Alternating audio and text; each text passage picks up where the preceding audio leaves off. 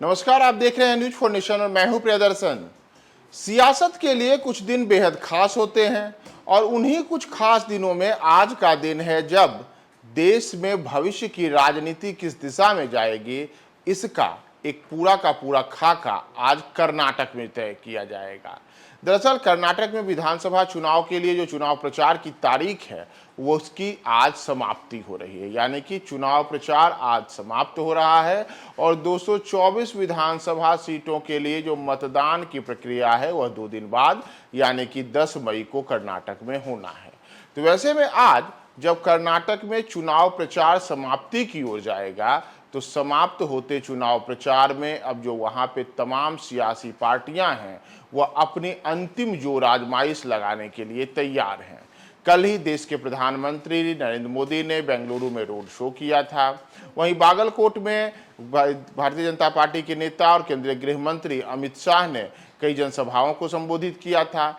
इसके अलावा कई अन्य भाजपा के नेता कर्नाटक में पूरी जोर आजमाइश से चुनाव प्रचार में लगे हुए हैं। वहीं दूसरी ओर अगर हम बात कांग्रेस की करें तो कांग्रेस भी पूरे पिछले करीब 1-1.5 महीने से दमखम के साथ वहां पे उतरी हुई है। चाहे कांग्रेस के राष्ट्रीय अध्यक्ष मल्लिकार्जुन खड़गे हों या फिर कांग्रेस के शीर्ष नेतृत्व की अगर हम बात करें तो राहुल गांधी और प्रियंका गांधी हों या फिर अन्य नेता हों, सबने अपनी पूरी की पूरी ताकत चुनाव प्रचार में झोंकी है। और यह चुनाव तो मल्लिकार्जुन खड़गे के लिए सबसे बड़ी अग्नि परीक्षा भी है, क्योंकि यह चुनाव उनके गृह राज्य कर्नाटक में होने जा रहा है। वो मौजूदा समय में उसी कर्नाटक से संसद सदस्य भी हैं और बीदर उनका वह क्षेत्र माना जाता है जहां पर उनका काफी दबदबा रहा है। वहीं इन सबके बीच पूर्व प्रधानमंत्री एच.डी. देवेगौड़ा की पार्टी जेडीएस भी अपनी पूरी जोर आजमाइश इस चुनाव में लगा रही है और आज चुनाव प्रचार के अंतिम दिन भी तमाम दलों की ओर से अपनी अंतिम कोशिश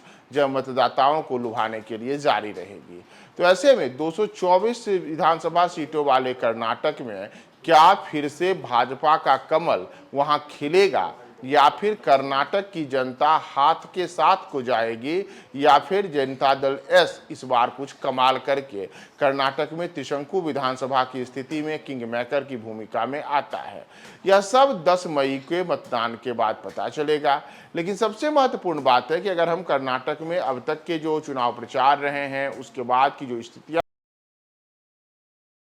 तो इन तब में यह देखने को मिला है कि शुरुआती दौर से ही कांग्रेस ने वहां पे जो दबदबा कायम किया था, यानी कि राज्य में जो सत्तासीन भारतीय जनता पार्टी की सरकार है उसके खिलाफ एक माहौल बनाने में भाजपा के खिलाफ वहां पर आम मतदाताओं को गोलबंद करने की दिशा में कांग्रेस ने काफी जोर आजमाइश दिखाई। और इसका परिणाम यह रहा कि अंतिम चुनाव के जब प्रचार के दौर आए तो उस दौर में चाहे प्रधानमंत्री नरेंद्र मोदी हो या फिर अमित शाह हो या फिर अन्य भाजपा के शीर्ष नेता हो, तमाम नेताओं ने वहां अपनी पूरी ताकत झोंकी और जनता के मुद्दों के ऊपर जहां चुनाव प्रचार में कम बातें हुई वहीं चुनाव प्रचार में अलग अलग तरीके की धार्मिक बातें भी ज़्यादा देखने को मिली। चाहे बात बजरंग दल पे बैन लगाने की हो और वह मुद्दा बजरंग बली पर आ जाने का रहा, या फिर देश में एक कानून और एक राज यानी कि समान जो नागरिक संहिता है उसे लाने की बात हो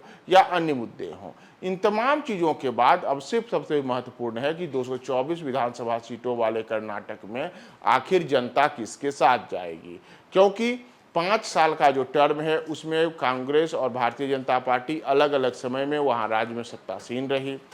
और अब कांग्रेस ने राज्य की जो मौजूदा भाजपा सरकार है उसे 40% कमीशन वाली सरकार के नाम दी है। तो ऐसे में देखना महत्वपूर्ण है कि ये इस चुनाव में जो अब तक के सर्वे आ रहे थे और उन तमाम सर्वे में जो ये बातें सामने आई कि कांग्रेस को वहाँ पे इस बार के चुनाव में भाजपा पर मामूली बढ़त मिल सकती है। तो क्या चुनाव प्रचार के अंतिम दौर के बाद अभी भी वही स्थितियां बरकरार है या फिर वहां पर प्रधानमंत्री नरेंद्र मोदी के ताबड़तोड़ दौरे और भाजपा के आक्रामक प्रचार से कोई स्थिति बदली है? क्या कांग्रेस का साथ देने से भारतीय जनता पार्टी इस बार वहां पर कुछ अलग करेगी या फिर आगे आने वाले समय में देश की राजनीति की दिशा में कर्नाटक का चुनाव कहाँ जाएगा, यह सब चुनाव परिणाम के बाद सामने आएगा। लेकिन जैसा मैंने आपको कहा कि कुछ तारीखें इतिहास में बेहद खास हो जाती हैं, तो वही तारीख आज कर्नाटक में भी है, क्योंकि अब चुनाव प्रचार समाप्त होगा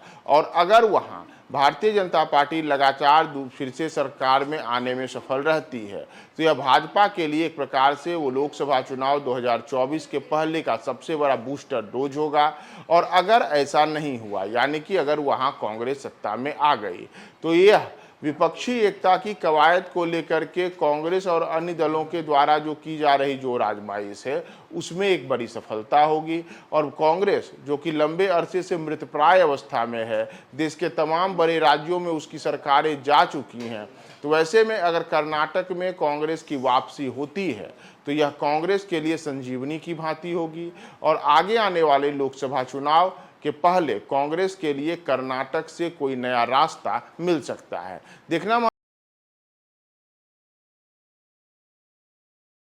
पर फिर से सरकार में आने में सफल रहती है। हम आपको कर्नाटक के चुनाव को लेकर के तमाम अपडेट्स बताएंगे। आप हमारे साथ बने रहे न्यूज़ 4 नेशन पे।